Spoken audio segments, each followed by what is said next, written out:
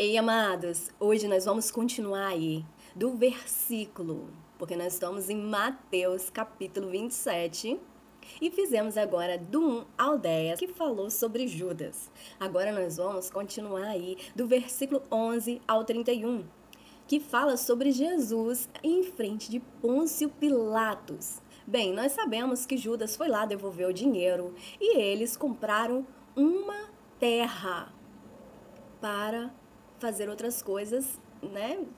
Para velar os mortos, para enterrar os mortos. E ficou assim um campo de sangue com o dinheiro que foi, porque foi um dinheiro de sangue. Né? Foi o sangue de Jesus que estava ali, que foi comprado por aquelas moedas de prata. Então, os sacerdotes pegaram esse dinheiro de Judas, que ele devolveu, porque a consciência dele pesou. Então, acabaram comprando aí as terras do oleiro, né? É isso aí. Então, vamos confirmar tudo isso aqui na Bíblia, não é verdade? Então, no versículo 9, só para lembrar lá atrás, falou assim: Então se realizou o que vaticinaram o profeta Jeremias. Tomaram as 30 moedas de prata, preço do que foi avaliado a vida de Jesus, que certo filho de Israel avaliaram. Uma pessoa avaliou o preço da outra vida, que foi Judas. Judas avaliou o preço da vida de Jesus Cristo. E aí, já pensou uma outra pessoa avaliando a nossa vida? Realmente não vai valer nada, né? É isso aí. Por isso que nós mesmos temos que nos dar valor, nós mesmos temos que nos amar, porque se a gente não se amar, ninguém mais vai fazer isso por nós. Primeiro temos que nos amar, para aí sim conseguirmos amar a Deus a quem a gente não vê e ao próximo. Porque se a gente não se ama, a gente não consegue amar nosso próximo. Imagine Deus a quem a gente não vê, não é verdade? Então vamos lá. Versículo 10, só para relembrar também. E deram-nas pelo campo do oleiro, segundo o que o Senhor me determinou. Bem, versículo 11 é onde a gente vai começar a falar. E foi Jesus apresentado ao presidente Pôncio Pilatos. E o presidente o interrogou dizendo: És tu o rei dos judeus? És tu o rei dos judeus? E disse-lhe Jesus: Tu dizes, tu mesmo o dizes. Versículo 12. E sendo acusado pelos príncipes dos sacerdotes e pelos anciãos, nada respondeu. Versículo 13. Não está ouvindo o que essas pessoas dizem contra ti? Versículo 14. E nem uma palavra lhe respondeu. Jesus, em nenhuma palavra respondeu. De sorte que o presidente estava muito maravilhado. Versículo 15. Ora, por ocasião da festa, costumava o presidente soltar um preso, escolhendo o povo aquele que quisesse. Pois nesse momento, o povo escolhe alguém para sair. Naquele momento, estavam prendendo Jesus e havia Barrabás. Então o povo iria ter voz numa democracia. E aí eles soltam Barrabás. Vamos ver como é a história? Versículo 16. E tinham então um preso bem conhecido chamado Barrabás. Versículo 17. Portanto, estando eles reunidos, disse-lhes Pilatos: Qual quereis que vos solte? Barrabás ou Jesus, chamado o Cristo? Ou Jesus, chamado o Cristo? Versículo 18. Porque sabia que por inveja o haviam entregado. Pôncio Pilatos, ele sabia que eles só entregaram Jesus por inveja. E realmente, muitas pessoas têm inveja. Você sabia que às vezes um mal olhado, até uma mãe pode colocar no seu próprio filho? E o mal olhado também é uma coisa muito ruim. Porque às vezes fala assim, ai que bonitinho. A mãe às vezes está colocando aquela carga de mal olhado em cima do filho. A mesma coisa é com a inveja.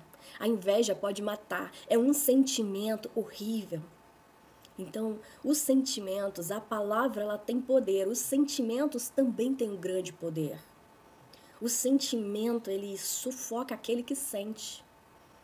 E é assim. Vamos lá. Dependendo do sentimento. Porque quando o sentimento é amor, tem pessoa que sofre até por amor. Então, vamos lá. Versículo 19. E estando ele assentado no tribunal, sua mulher mandou-lhe dizer: não entres na questão desse justo. Não entre na questão desse justo. Porque num sonho muito sofri por causa dele. Olha só que maravilha, através de sonho. Deus mandou recado para a esposa porque sabia que o esposo ia atender. E atormentou ela. E fez com que ela convencesse o esposo, que era Pôncio Pilatos. Olha, não entra nessa questão aí. Era como que se Jesus avisasse: fala com ele, pode ficar tranquilo. Porque ele era o único que poderia interceder a favor de Jesus. Mas era para ele não se meter na questão. Para deixar acontecer. Porque tinha que se cumprir. Então, versículo 20. Mas os príncipes dos sacerdotes e os anciãos persuadiram a multidão que pedisse Barrabás e matasse Jesus. Bem, aqui nós vemos que os próprios sacerdotes daquela época que estavam pedindo. Mas por que isso aconteceu? Se tudo era para se cumprir, por que justamente os sacerdotes? Por que justamente dentro da igreja? Por que justamente dentro do local onde que tem que ser falado de Cristo? Porque as pessoas que eram para ser levantadas para pregar a palavra que já estava sendo escrita desde tempos longínquos pelos profetas, porque assim tinha que ser. Porque a maior perseguição vai vir da própria igreja de Cristo Jesus. A maior perseguição vai vir da própria igreja. Por isso que é ensinado que o seu pior inimigo vai vir de dentro da sua casa. Porque quando você lê o Salmo 23, preparaste uma mesa perante mim na presença de meus inimigos, você tem certeza que as únicas pessoas que sentam na tua mesa são a sua família, família do trabalho, amigos, são essas pessoas próximas. Então você sabe que são as pessoas próximas que pode te trair a qualquer momento. Então vamos lá. Versículo 21. E respondendo o presidente, disse-lhe: qual desses dois quereis vós que eu solte? E eles disseram: Barrabás. Versículo 22. Disse-lhe Pilatos: que farei então de Jesus, chamado Cristo? Disseram-lhe todos: seja crucificado. Versículo 23. O presidente, porém, disse: mas que mal esse homem fez? E eles mais clamavam, dizendo: seja crucificado. Bem, não importava para eles as coisas de boas que Jesus fez. Não importava nada. O que eles queriam era que Jesus fosse sacrificado. Porque muitos não aguentavam ouvir a realidade, a verdade da boca dele. Mas isso nós já sabemos. Tudo era para que se cumprisse as escrituras. Versículo 24. Então, Pilatos, vendo que nada aproveitava, antes o tumulto crescia, tomando água, lavou as mãos diante da multidão, dizendo: estou inocente do sangue deste justo. Considerai isso. Pôncio Pilatos, naquele momento, lava as suas mãos. Ele lava as suas mãos e deixa bem claro que ele não tem nada a ver com isso. Ele não tem nada a ver com isso. É isso aí, amados. Nós não podemos ter vergonha de dizer quando uma pessoa é justa e que você não quer nada a ver com aquilo ali. Não aceite as coisas erradas na sua vida. Enfrente. Se você vê pessoas com pensamentos pequenos ao seu redor, só diz a eles: não, eu não tenho nada a ver com isso. Afaste do mal, de tudo que possa te prejudicar sobre essa terra. Porque a nossa luta aqui nessa terra é para conseguir a salvação eterna. Porque essa vida aqui nós já ganhamos de Deus. Nós já ganhamos do Senhor Jesus Cristo a oportunidade, o privilégio de estar sobre essa terra e podermos viver o que nós escolhermos. A nossa luta agora é para conseguir a vida eterna, a vida eterna. Amém? Assim seja, vamos lutar pela vida eterna, fazer o que agrada a Deus sobre essa terra. Deus só quer que você viva, abençoando pessoas, amando pessoas, sendo testemunho de Jesus Cristo, falando para as pessoas o amor de Cristo e que a salvação existe. É só isso. Você não precisa virar um pastor, não precisa virar um crente, não precisa virar nada que você não queira virar. Você apenas precisa ser justo. Ah, Vanessa, o que você está fazendo na internet falando que as pessoas... Elas podem escolher o que elas quiserem. Essa é a realidade, povo. Povo que ama a Deus sabe o caminho que Deus escolheu para nós. O caminho, a verdade e a vida é Jesus Cristo, não são milhares de palavras que estão fora da Bíblia. É tudo que está escrito na Bíblia. Então, aquele que lê a Bíblia, ele já está no caminho de Jesus Cristo e não importa aonde escolher. Não importa. O importante é que creia. Porque na palavra de Deus deixa bem claro. Se acha que é de Deus, segue-o. Se acha que é de Baal, segue-o.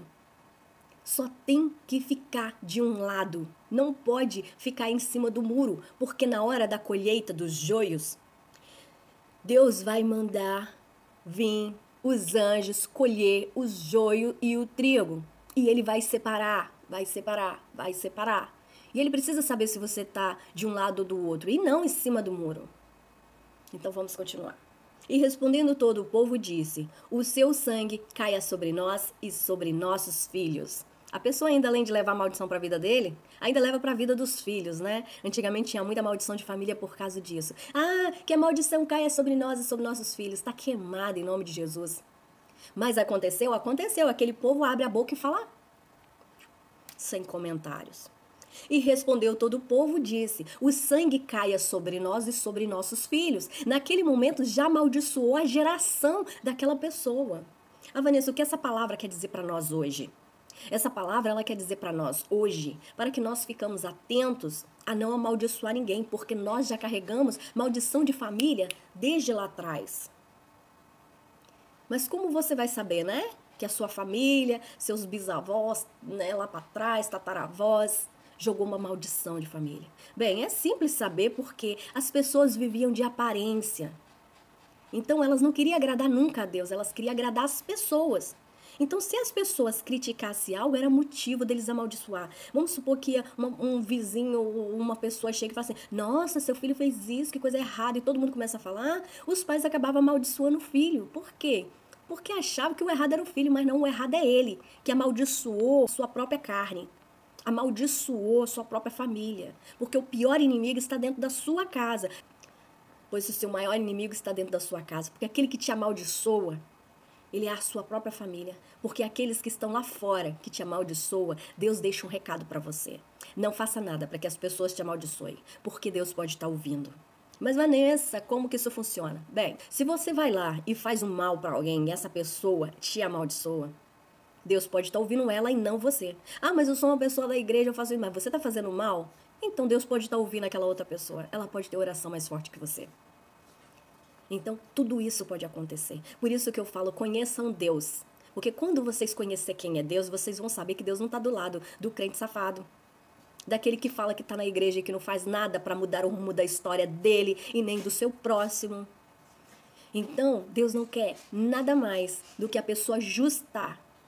A pessoa justa, que vê justiça nas coisas que faz sobre essa terra. Se tem uma pessoa precisando de você, por que não? Vai lá ajudar. Se tem uma pessoa que precisa de você, sabe lá onde? E as pessoas estão dando opinião, tape seus ouvidos. Vai fazer o que é certo, o que é justo perante a Deus. O que é justo é sempre ajudar, sempre ajudar, sempre ajudar. Grava isso na sua cabeça.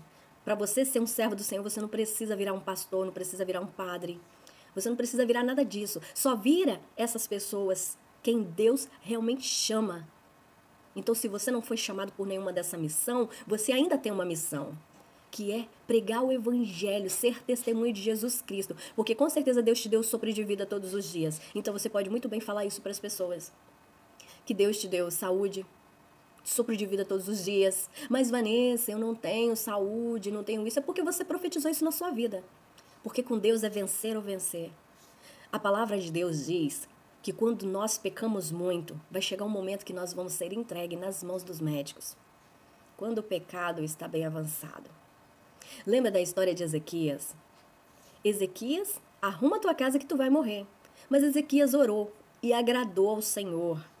E aí o que aconteceu com ele? Deus deu mais 15 anos de vida para ele. Ele pecou depois? Ele viveu como escravo? Deixou de ser rei? Foi por causa de Deus? Não. Então, não podemos culpar Deus, não é verdade? Ele mesmo cavou sua sepultura e foi morar como escravo. nas mãos do inimigo, porque não podia abrir a sua própria boca e dizer que quem curou foi Deus. Quem deu tudo o que ele tinha foi Deus. Foi difícil para ele dizer, né? Então agora, perece. É isso aí. O povo que não enxerga que Deus deu tudo para ele e que seja feita a vontade de Deus e não a nossa, a pessoa que não entende isso, ela não vai viver, ela vai ser escrava. Escrava sobre essa terra. Deus nos deu uma única oportunidade, aprenda a viver sobre essa terra. Então, vamos continuar aqui. Versículo 27. E logo os soldados do presidente, conduzindo Jesus à audiência, reuniram junto dele toda a corte. Toda a corte. Versículo 28. E despindo-o, o cobriram com uma capa de escarlate, uma capa bem vermelha. Versículo 29. E tecendo uma coroa de espinho, puseram-na na cabeça e em sua mão direita uma cana. E ajoelhando diante dele, o escarneciam, dizendo: Salve o rei dos judeus. Bem, o povo judiando de Jesus, chacoalhando de Jesus, colocando uma coroa de espinho, uma capa de escarlate, uma cana na mão dele, e se encurvando, dizendo que ele era rei. Bem, as pessoas zombando dele. Não sabia que tipo de rei Jesus é. Naquela época, aquele povo não tinha ideia do tamanho de Jesus Cristo e a influência dele sobre o universo. O universo inteiro está sob o domínio do Pai de Jesus Cristo. Jesus Cristo, ele nos ensinou que tudo que nós precisarmos sobre essa terra é só falar com o Pai dele, no nome dele, que Deus fará por nós, se for da justiça e da vontade dele.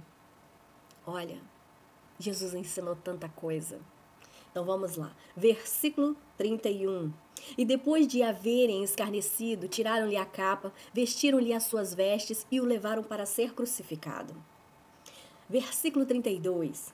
E quando saíam, encontraram um homem sireneu chamado Simão, a quem constrangeram a levar a sua cruz. Bem, amados, vamos parar por aqui que esse vídeo está um pouco grande, eu não queria que ficasse. Então nós vamos fazer o seguinte. Nós falamos sobre Jesus em frente de Pilatos. E no versículo 32 em diante, nós vamos falar sobre a crucificação de Jesus. Essa caminhada que Jesus teve até a cruz. Que são os momentos de dores. Mas vamos terminar por aqui. Nós terminamos no versículo 31 e vamos fazer o versículo 32 mais adiante. Aguarde aí. Beijos e até o próximo vídeo.